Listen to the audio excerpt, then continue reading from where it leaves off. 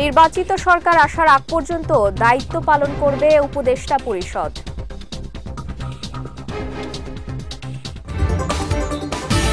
ফ্যাসিবাদ বিরোধী দলগুলোর সঙ্গে বৃহত্তর ঐক্য গড়তে চায় বিএনপি, বললেন সালাউদ্দিন আহমেদ। এবং আসন্ন নির্বাচনে ৩০০ আসনে ৪২,৭৬১ ভোট কেন্দ্র চূড়ান্ত, জানালেন ইসি সচিব।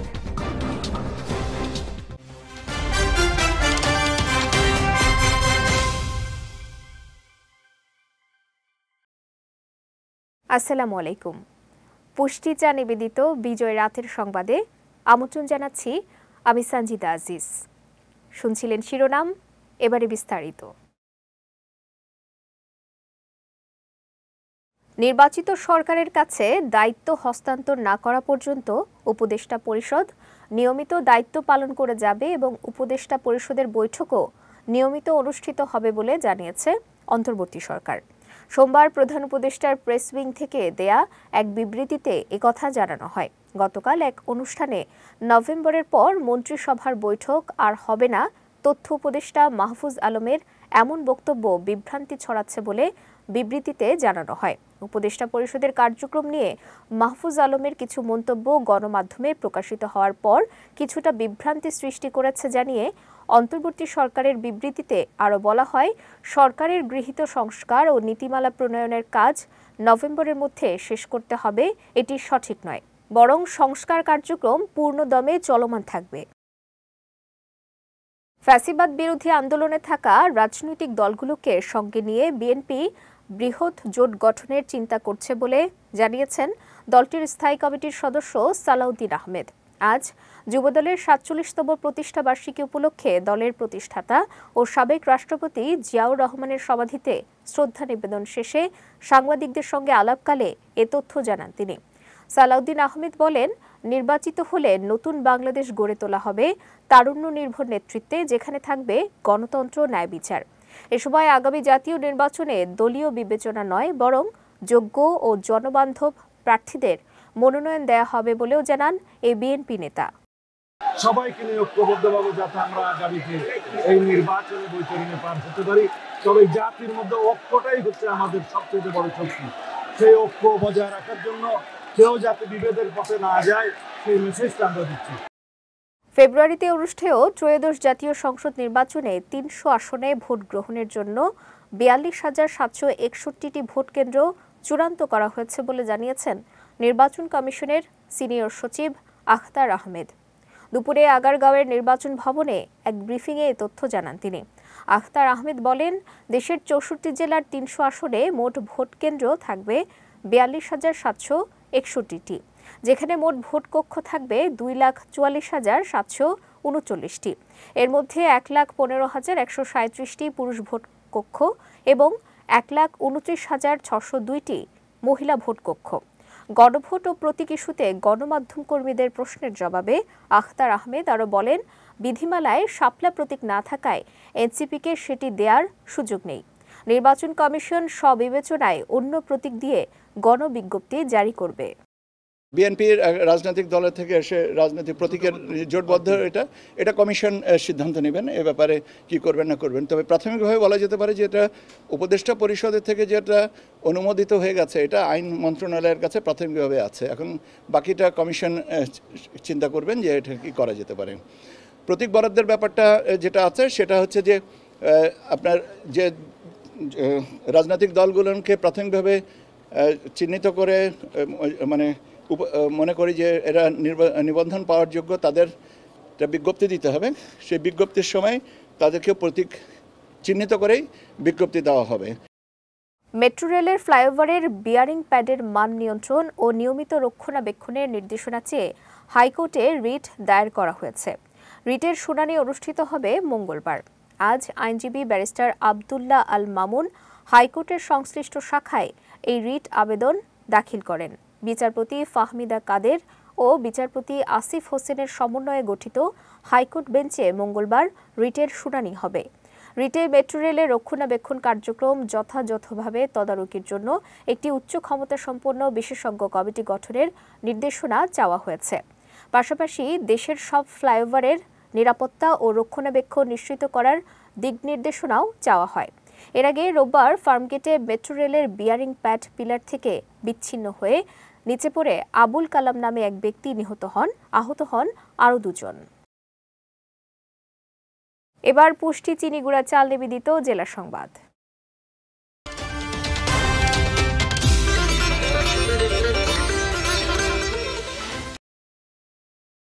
আবারও কেউ স্বৈরাচারী কায়দায় দেশ চালানোর চেষ্টা করলে জনগণ তা প্রতিহত করবে, কারণ কিভাবে স্বৈরাচারকে বিদায় করতে হয় তা জনগণ জেনে গেছে। এমনটাই মন্তব্য করেছেন বিএনপির স্থায়ী কমিটির সদস্য ডাক্তার AZM জাহিদ হোসেন। সোমবার দিনাজপুর ইনস্টিটিউট মাঠে জাতীয়তাবাদী যুবদলের ৪৭তম প্রতিষ্ঠা বার্ষিকী উপলক্ষে আয়োজিত সমাবেশে প্রধান অতিথির বক্তব্যে তিনি এ মন্তব্য করেন। বলেন, দেশের স্বাধীনতা ও সার্বভৌমত্ব নিয়ে ষড়যন্ত্র করে দেশের ১৭.৫ কোটি মানুষকে দাবিয়ে রাখা যাবে না।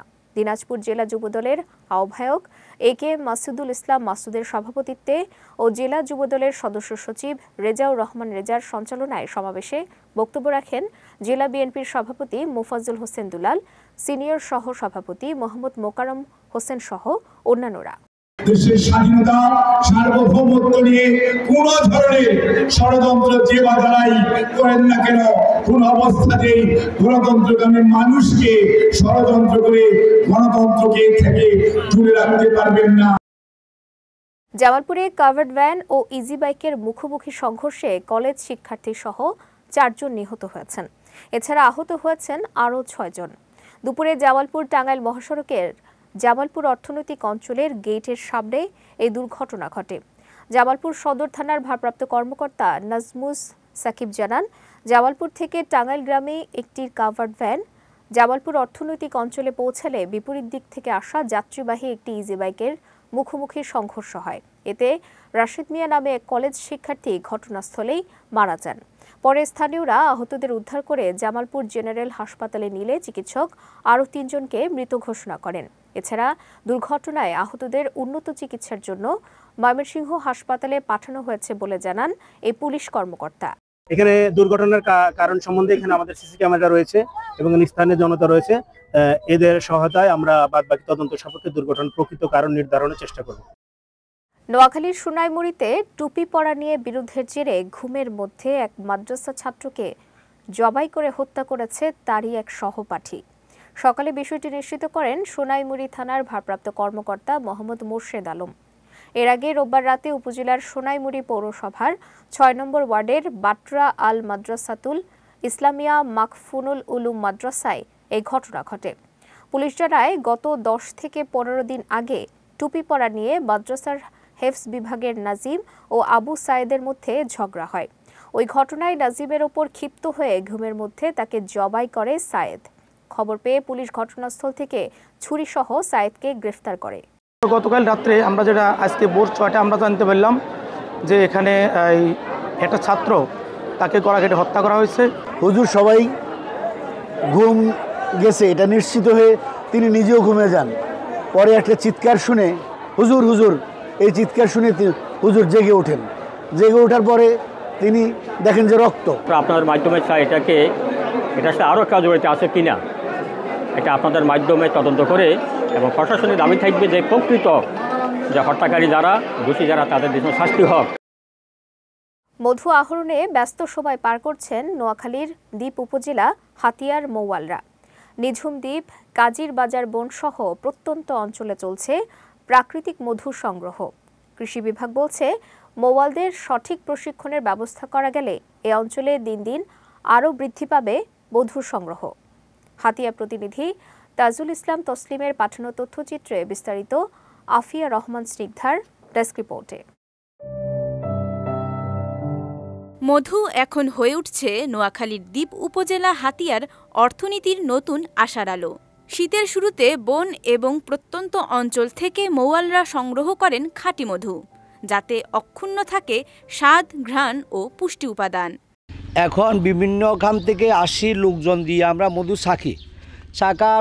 যারা ছাকে তাদেরকে যদি আমাদের উপজেলা কর্মকর্তার মাধ্যমে তাদেরকে যদি বিভিন্ন প্রশিক্ষণ এবং তাদেরকে বিভিন্ন যন্ত্রপাতি দেওয়া হয়, তাদের সামগ্রী, তাহলে আমরা এই যে বিভিন্ন রোগ প্রতিরোধের ক্ষমতা থেকে আমরা বাঁচব। আসলে যদি প্রকৃত মধুর পাওয়ার ইচ্ছা থাকে তাহলে মধু যে বাসা থেকে কাটে সেখান থেকে যদি আপনি সংগ্রহ করেন তাহলে কিন্তু সুন্দর মধু এবং আপনার ভালো মানের মধু পাওয়ার সম্ভাবনা খুব বেশি।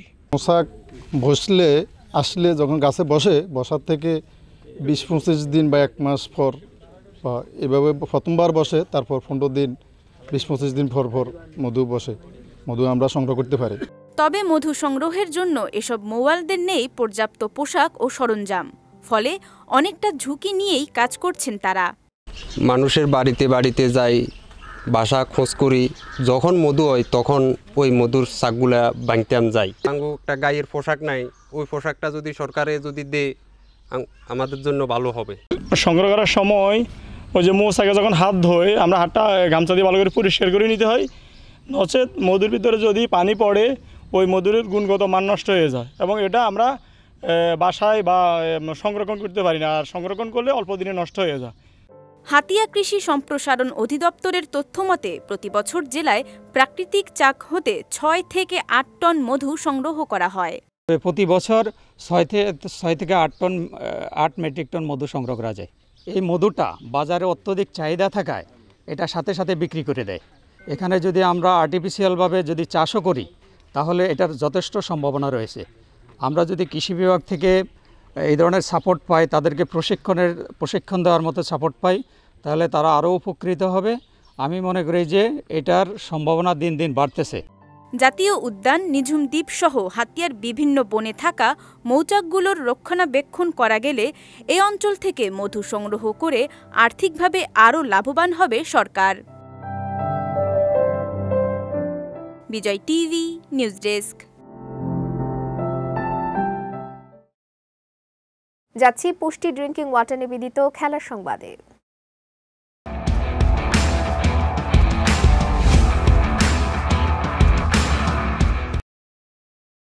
এনসিএলে বরিশাল খুলনা ম্যাচ চলাকালে হৃদরোগে আক্রান্ত হয়ে মৃত্যুবরণ করেছেন বরিশালের ফিজিও হাসান আহমেদ।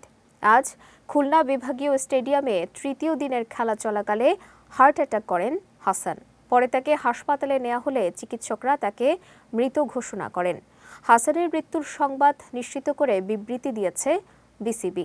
বিবৃতিতে বলা হয়, এনসিএলে বরিশাল বিভাগের হয়ে 1 দশকেরও বেশি সময় কাজ করা হাসান আহমেদের মৃত্যুতে বিসিবি তার পরিবারের প্রতি সমবেদনা জানিয়েছে। তার মৃত্যুতে আজ চট্টগ্রামে ওয়েস্ট ইন্ডিজের বিপক্ষে প্রথম টি-20তে কালো আর্ম ব্যান্ড পরে নেমেছে বাংলাদেশ দল। সঙ্গে তার প্রতি শ্রদ্ধা জানিয়ে 1 মিনিটের নীরবতাও পালন করা হয়। এনসিএলের চতুর্থ দিনও একইভাবে তাকে শ্রদ্ধা জানানো হবে বলে জানিয়েছে বিসিবি। চলতি মৌসুমের শুরুতে শিরোপার দৌড়ে থাকা ইউভেন্টাস এবার সেরা 5-এও নেই। একের পর এক হারের বৃত্ত থেকে বের হতেই পারছে না ইতালিয়ান জায়ান্টরা। সিরি আ লিগে রোববার স্টাডিও অলিম্পিকোতে লাৎসিওর কাছেও 1-0 গোলে হেরেছে ইউভেন্টাস। সব প্রতিযোগিতা মিলিয়ে টানা 3 ম্যাচে হারল ইগোর তুদোর দল। এদিকে গেল সপ্তাহে চ্যাম্পিয়ন্স লিগে রিয়াল মাদ্রিদের কাছে 1-0 গোলে হারে ইউভেন্টাস। ওই সপ্তাহে লিগে কোমোর কাছে 2-0 গোলে হারে তারা। এর আগে টানা 5 ম্যাচে ড্র করে ইতালিয়ান জায়ান্টরা। টানা এমন বাজে পারফরমেন্সের জন্য কোচ ইগোর তুদোর ওপরও চাপ তৈরি হয়েছে। দলের নাজুক অবস্থার দ্রুত পরিবর্তন আনতে না পারলে ছাঁটাইয়ের শিকার হতে পারেন এই ক্রোয়েট কোচ। পুষ্টি চা নিবেদিত বিজয় রাতের সংবাদ শেষ করার আগে শিরোনামগুলো দেখে নিচ্ছি আরও একবার।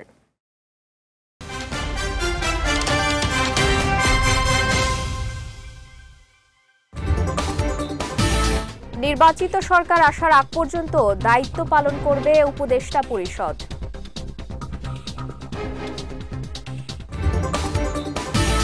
ফ্যাসিবাদ বিরোধী দলগুলোর সঙ্গে বৃহত্তর ঐক্য গড়তে চায় বিএনপি, বললেন সালাউদ্দিন আহমেদ। এবং আসন্ন নির্বাচনে 300 আসনে 42,761 ভোট কেন্দ্র চূড়ান্ত, জানালেন ইসি সচিব।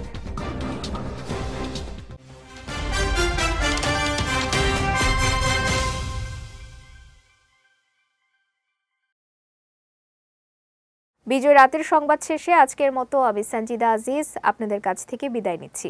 আগামীকাল একই সময়ে নতুন সব খবর দেখতে চোখ রাখুন বিজয় টিভিতে। এছাড়াও আজকের বিজয় রাতের সংবাদের ভিডিও দেখতে পারেন আমাদের ইউটিউব এবং ফেসবুক পেজে। আমাদের ইউটিউব হলো youtube.com/bijoytvofficial এবং আমাদের ফেসবুক পেজ হলো facebook.com/bijoytvlimited। এতক্ষণ সঙ্গে থাকার জন্য ধন্যবাদ সবাইকে।